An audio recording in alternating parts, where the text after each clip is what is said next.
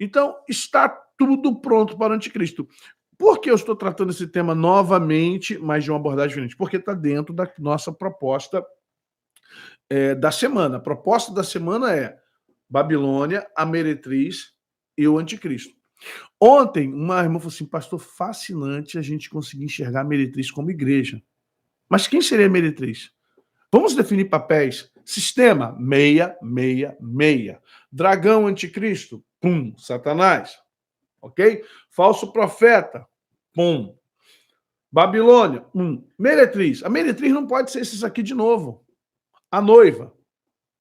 Israel, que gera o varão e ele vai se reger as nações com cetro de ferro e vai ser levado para o céu para o seu pai. Israel, 12 estrelas no céu, na cabeça. Então, vamos lá. Sabe, o que acontece é que nós temos que definir os papéis. E aí, quando chega no papel do anticristo, muita gente viaja na maionese. Então, como eu falei ontem, a grande prostituta, a grande meretriz, no caso, seria a igreja, porque ela está no deserto onde Jesus foi, e ela caiu na tentação que Jesus não caiu. Entenda, a escatologia, ela carece de, como eu falei ontem, ela carece de sensibilidade, carece de estudo, ela carece da teologia, é claro, do conhecimento teológico do todo, mas ela carece da história, ela carece da geopolítica, ela carece às vezes, no caso de Apocalipse de Daniel, de metafísica, para além do físico, para além da física, para além daquilo que você está enxergando que com os olhos naturais você não vai conseguir interpretar. Então, a escatologia ela carece de uma série de ferramentas. É como você abrir uma máquina mecânica, e ali você tem parafusos de vários tamanhos, você tem, sabe, porcas, você tem parafusos sextavado, você tem fenda, você tem, ou seja, estrela, você vai precisar de várias ferramentas. É a mesma coisa, escatologia você precisa de várias ferramentas para poder compreendê-la da forma correta, tá bom? Amém, Mara? No final a gente vai orar, tá bom? A gente ora assim, temos vários tipos de oração, vários motivos de oração. Semana que vem a gente vai ter uns 2 encontros preparando para o jejum, e na outra semana começamos 40 dias de jejum e oração. Lembrando sempre, não esqueci não, precisamos muito, o Brasil precisa, mas isso a gente vai tratar nas orações e não aqui. Então vamos lá, gente. Qual é a perspectiva que a gente tem aqui agora? Primeiro, a iniquidade se multiplicando. Neste tempo, muitos hão de se escandalizar, trair e odiar uns aos outros. Levantar-se-ão muitos falsos profetas e enganarão a muitos, e por se multiplicar a iniquidade, o amor se esfriará de quase todos. Mateus 24, 10 a 12. Estamos falando do princípio de dores. Quando Jesus fala que se esse tempo não fosse abreviado, nem os escolhidos... Obrigado, Giovana. Preste atenção. Quando você... Não, Rafael, infelizmente, se eu colocar mais luz aqui, não tem como. Essa daqui, então, tá com imagem boa, cara. A proposta é essa mesmo. A proposta é meia luz. Você tem 3 níveis de luz. A escura demais, que o pessoal usa muito contraponto lá embaixo. A clara demais, que às vezes eu uso aqui. E essa que é meia luz, tá? A gente tá na meia luz, tá bom? É que se eu abrir vai vir pixel. Eu tô com a tela grande aqui, já tá dando pixel. Se eu abrir mais ainda, vou estourar os pixels dela. Vai ficar cheio de... E o que ocorre aqui, gente?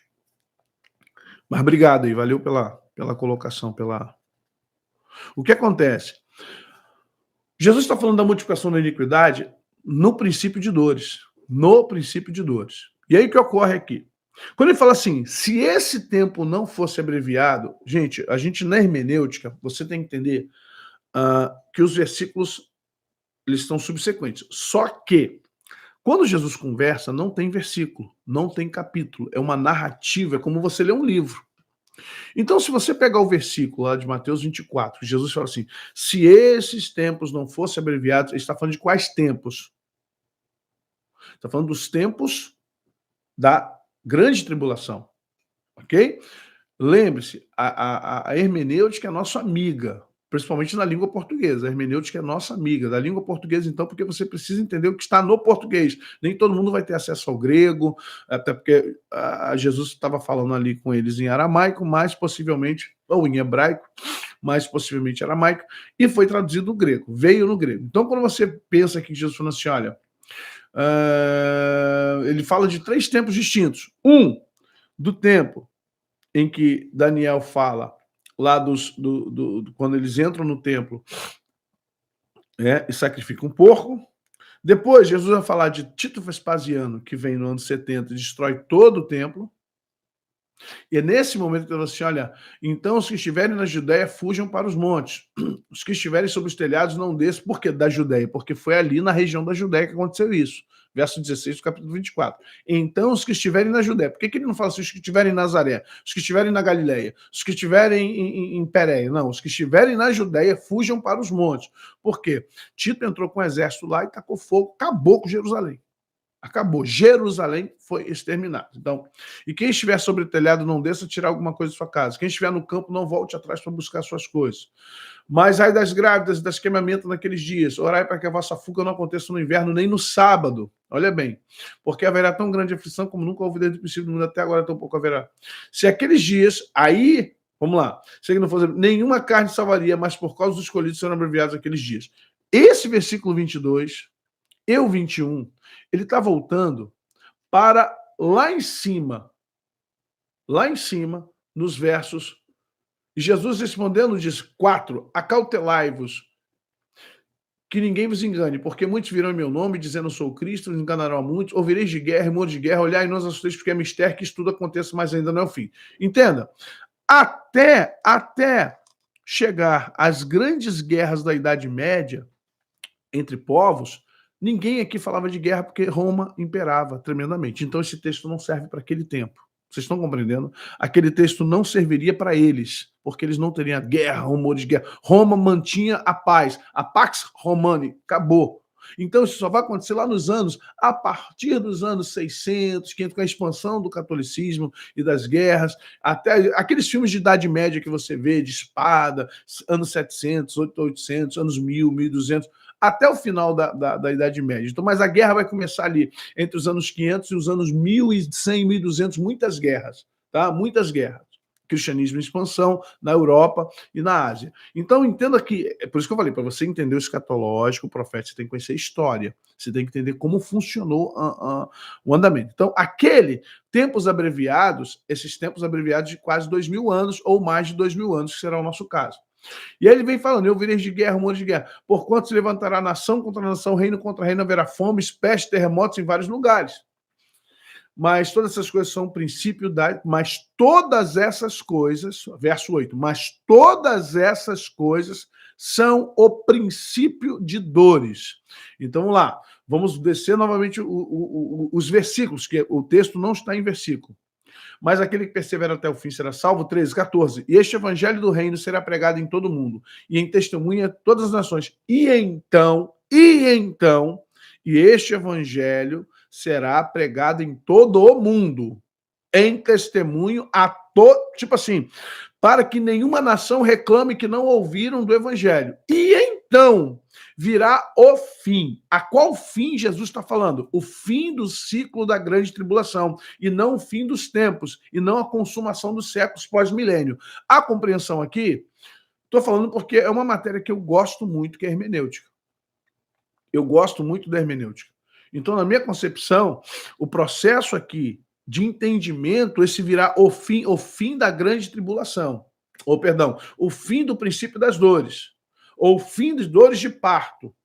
Ok? Para dar início, um finaliza, aí começa o quê? A grande tribulação. Partilhada em 2 pontos. Na linguagem literal, 7 anos. Na linguagem profética, não se afirma nada, até porque para Deus 1000 anos é como a vigília de ontem, um dia é como 1000 anos. Então, você falar de 7 anos, complicado.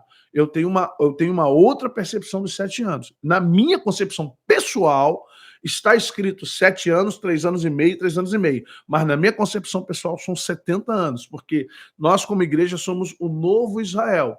E o novo Israel, lembrando que a igreja ela é pré e meso, na minha concepção. Pré e meso, a igreja vai ficar na grande tribulação. Eu digo que a maioria Por quê? São virgens desapercebidas. São virgens... Pessoal, mas as 10 virgens é para Israel. Negativo. Então, noivo também é para Israel. Noiva também é para Israel. Não, quer dizer que eu só escolho o que é para gente, o que não é para Israel, deixa para lá. Não. Noivo e noiva é para nós, então, peraí.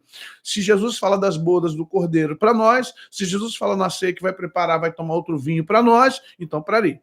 Então, as virgens são para nós, as parábolas servem para nós. O filho pródigo serve para nós. Então vamos tomar cuidado, a gente tem que ter coerência no discurso, coerência na teologia. Então, na minha cabeça, eu tenho que olhar os 70 anos como os 70 anos dos judeus dentro de Babilônia. Ok? E se eu olhar a igreja como um novo Israel, presta atenção, você vai ter um novo Israel. O que você tem nos 70 anos do cativeiro? Você tem mortes, você tem Israel, você lembra de Neemias e Esdras, um entulho, um montouro, mas você tem gente que está privilegiada em Babilônia. Você tem Daniel, Ananias, Azarias, Misael, depois você tem Esther, depois você tem Daniel. Então você tem vários aspectos. Hoje, se você pensar, 7 anos não é nada. Hoje, na cronologia em que vivemos, meu irmão, já...